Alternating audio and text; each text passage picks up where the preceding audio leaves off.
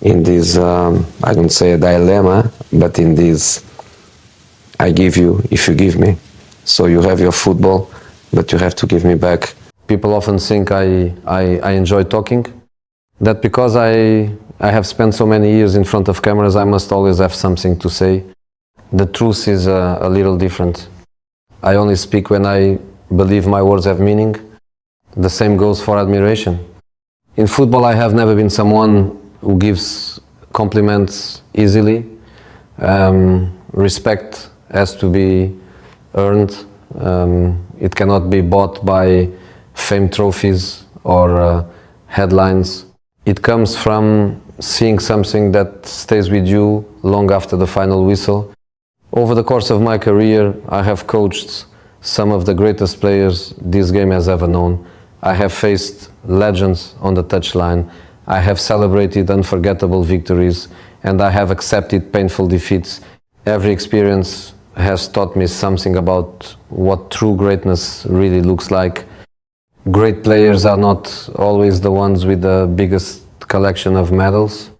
Sometimes they are the ones who make you stop watching the match and simply admire what is happening in front of you. Sometimes they are the players who force every coach to rethink football. Sometimes they are the players who make even their opponents applaud.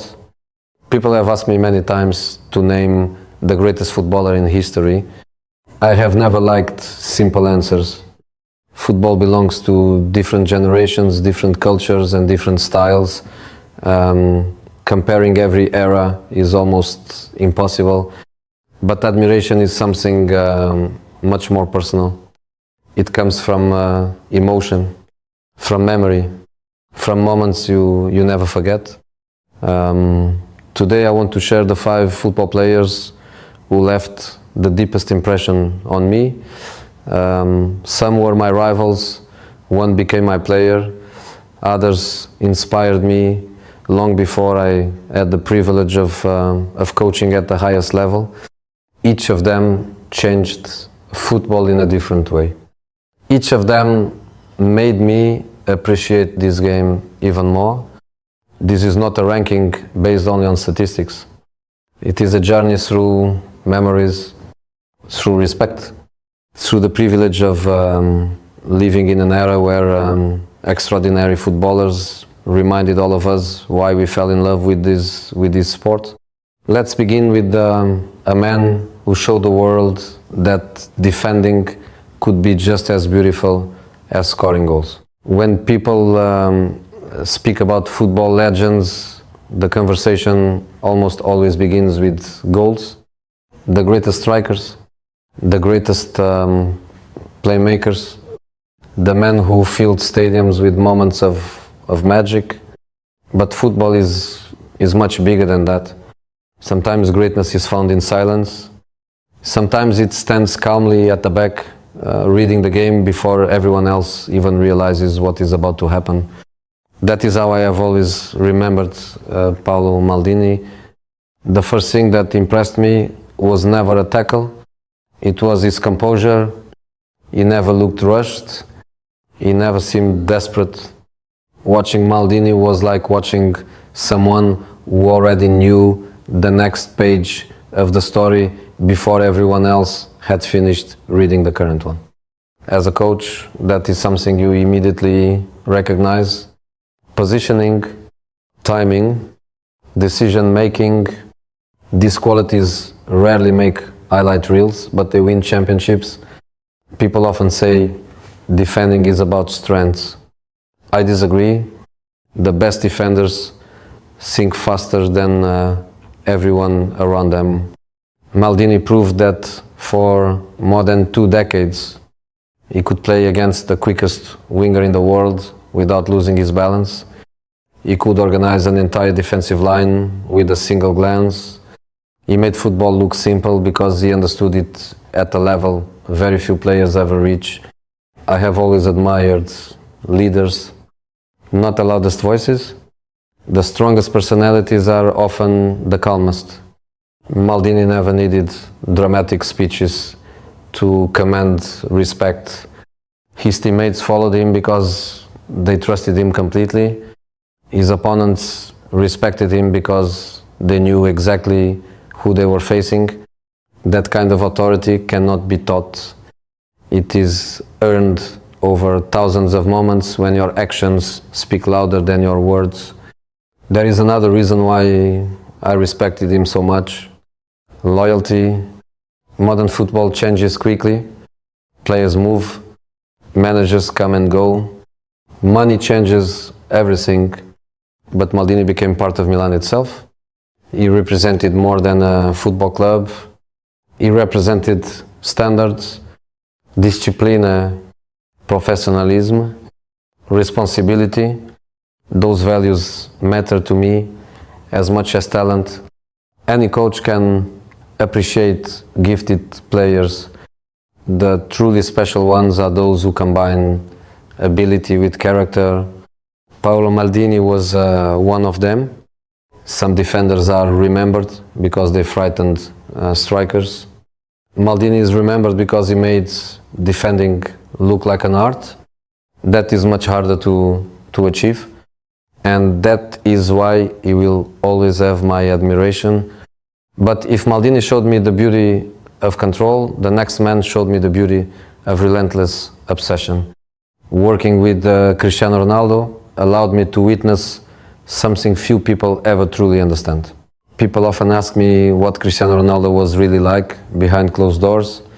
They expect some secret, some hidden story that explains why he became one of the greatest footballers in history. The truth is much simpler. There was no secret. There was only work. I have coached many extraordinary players. Some were blessed with incredible natural talent. Others relied on intelligence. Some had instincts that could never be taught. Cristiano had talent too, of course. But what separated him from almost everyone else was his refusal to be satisfied. Every training session mattered. Every sprint mattered. Every shot mattered.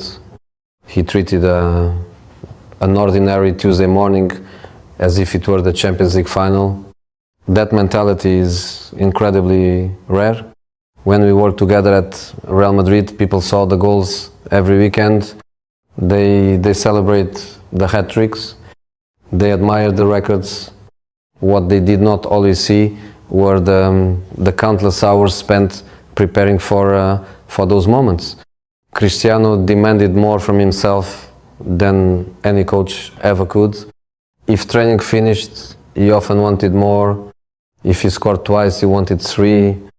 If he won 1 trophy, he was already thinking about the next one. That hunger never disappeared. As a manager, you appreciate players who push your team forward, but you admire players who push themselves even harder than you ever need to. Cristiano belonged in that category. People sometimes debate whether greatness comes from talent or hard work. With Cristiano, the answer was both. His physical gifts were remarkable. His speed, his leap, his finishing, his power. But those qualities alone would never have kept him at the top for nearly 2 decades. Discipline did that. Sacrifice did that. The willingness to repeat the same routine every single day did that. I remember looking at him and thinking that he was competing not only against opponents, he was competing against time itself. Every season he wanted to become a better version of the player he had been the year before. Very few athletes think like that. Many players dream of reaching the top. Cristiano dreamed of staying there forever. That is much more difficult. As his coach, there were moments when I had to challenge him. That is normal. Strong personalities do not always agree, but disagreement never erases respect. In fact, sometimes it strengthens it because both of us wanted exactly the same thing: to win, That desire connected us. When people remember Cristiano Ronaldo, they will remember the goals, the trophies, the Ballon d'Or awards, the unforgettable nights in the Champions League. I will remember something else. I will remember a footballer who arrived every day believing yesterday's success was already in the past. A man who understood that greatness is not something you achieve once, it is something you defend every single day. That mindset deserves admiration. And yeah, growing areas as extraordinary as Cristiano was, there was one opponent who forced me to rethink football every time we met. A player who could turn the most detailed tactical plan into nothing more than paper. There are players you prepare for, then there are players you simply hope to contain. Lionel Messi belonged to the second group. Throughout my career, I have always believed that football is a game of organization. A coach studies patterns, he analyzes strengths and weaknesses. He builds a system designed to control every possible situation. Against most teams, that approach gives you a chance. Against Messi, it often gave you only hope. When I arrived at Real Madrid, I knew exactly what awaited me. Every Clásico was more than a football match. It was watched by millions around the world. The pressure was enormous. Every tactical decision was questioned before the game even began. And standing on the other side was a player capable of changing everything with one touch. People sometimes think coaches enjoy facing the very best. Enjoy is not the word I would use. It is a challenge, an obsession. You spend days preparing, you analyze countless hours of video, you adjust formations, you ask players to stay disciplined. Then Messi receives the ball between the lines. Within seconds, the plan that looked perfect in the meeting room suddenly becomes irrelevant. That was his gift. He did not simply beat defenders, he defeated logic. There were moments when it felt as though he could see spaces before anyone else knew they existed. He never relied on unnecessary movement. He conserved energy. He waited. Then, without warning, the entire match changed. As a manager, you cannot ignore that level of genius. You have to respect it. Some people expected me to speak negatively about Messi because of our rivalry. That was never my way. Competition should never prevent honesty. When someone reaches a level that very few human beings have ever reached, acknowledging it is not weakness, it is respect. Messi forced every coach in the world to become better. He made defenders rethink positioning. He made analysts search for new solutions. He made the entire teams sacrifice their attacking ambitions simply to slow him down. Very few players have that kind of influence on football. What impressed me most was not only his talent, it was how natural everything appeared. Nothing looked forced, no unnecessary drama, no wasted movement. He could dribble past 4 players and make it seem as ordinary as a simple pass.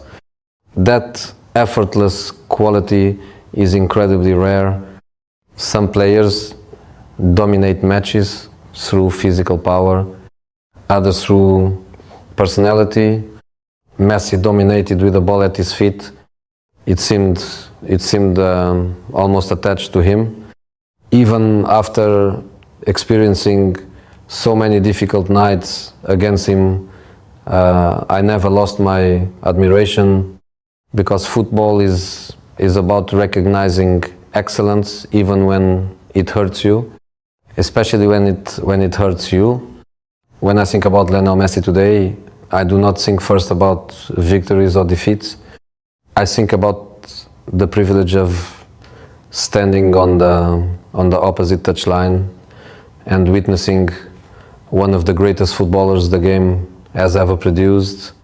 Some opponents leave frustration. The very greatest leave memories. Messi gave me both. But even his extraordinary brilliance reminds me of another player who made football feel almost impossible to explain. A player whose talent seemed to come from another planet. If someone asked me to describe the most naturally gifted footballer I have ever seen, I would answer without hesitation.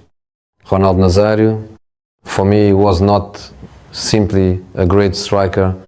He was one of those rare players who changed the emotional rhythm of a stadium the moment he touched the ball.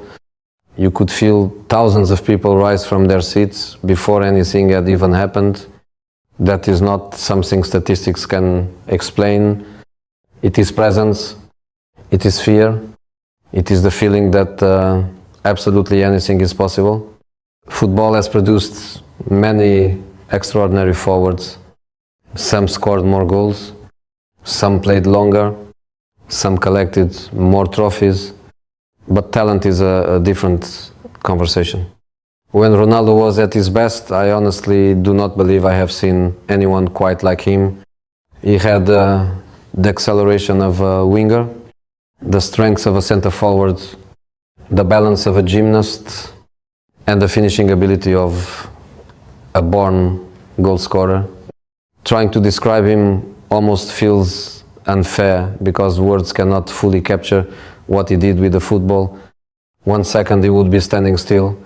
The next, he had already beaten 3 defenders, not because they made mistakes, because he made impossible movements look completely natural. As a coach, you spend your life studying players, you learn to recognize patterns, you identify habits, you search for weaknesses. With Ronaldo, those weaknesses were incredibly difficult to find. Even defenders who knew exactly what he wanted to do often could not stop him. That is the mark of true greatness. What always fascinated me was how effortlessly he combined power with elegance. Usually players are one or the other. Some overwhelm you physically. Others enchant you with technique. Ronaldo gave you both at the same time. He could glide past defenders as if they were not there, then finish with absolute calm. There was never any panic, never any rush. Everything happened at exactly the right moment. Of course, football can also be cruel. His injuries remain one of the greatest tragedies the sport has ever witnessed. Whenever I think about them, I cannot help wondering what even greater heights he might have reached, because somehow, despite everything he endured, he still became a World Cup champion. He still inspired millions. He still left a legacy that generations continue to admire. Imagine what he might have achieved with a completely healthy career. Sometimes people ask me to compare Ronaldo with the greatest players of other generations. I rarely enjoy those debates. Every era is different. But this much I will always say: if your conversation is about pure football talent, Ronaldo Nazário must be part of it. No discussion feels complete without him. He reminded us that football is not only about winning, it is also about making people dream, about making children run into the street with the ball because they want to imitate what they have just seen. Very few players have ever inspired that kind of imagination. Ronaldo did, and he did it with a smile. Even today, when I see old clips of him, I sometimes find myself shaking my head in disbelief. Not because I forgot how good he was, because every time I watch him again, I discover something I somehow missed before. That is what true genius does. It keeps surprising you even years later. And yet, above every legend I have admired, there is one man whose impact reached far beyond football itself. A player who represented hope, passion, rebellion, and pure emotion. There are footballers, there are legends, and then there is Diego Maradona. For me, Maradona was never just a player to be admired. He was a symbol of what football can mean to ordinary people. Long before tactics became as detailed as they are today, before data analysts and endless statistics, there was Diego carrying dreams on his shoulders every time he stepped onto the pitch. Some players entertain, some players inspire. Maradona did something even greater. He made millions of people believe. When I first watched him play, I was fascinated by more than his ability. Of course, his technique was extraordinary. The close control, the balance, the imagination, the courage to attempt things other players would never even consider. But what stayed with me was the emotion. You never felt like you were watching someone simply trying to win a football match. You felt like you were watching someone fighting for an entire city, for an entire nation, for every supporter who believed that miracles were still possible. That kind of connection between a footballer and the people is incredibly rare. Throughout my career, I had the privilege of meeting Diego several times. Every conversation reminded me that greatness is not only measured by trophies. It is measured by the lives you touch. He had an energy that filled every room. People wanted to be near him. They wanted to hear his stories. They wanted to laugh with him. He possessed a charisma that cannot be coached and cannot be copied. Even after all the fame, all the pressure, and all the years, that spark never disappeared. I admire that. Like every human being, Diego had imperfections. He never pretended otherwise. His life contained struggles that the whole world witnessed. Some people choose to remember only those difficult chapters. I choose to remember the joy he gave football, because when the ball reached his feet, everything else disappeared. For 90 minutes, he reminded us why this game captures hearts across every generation.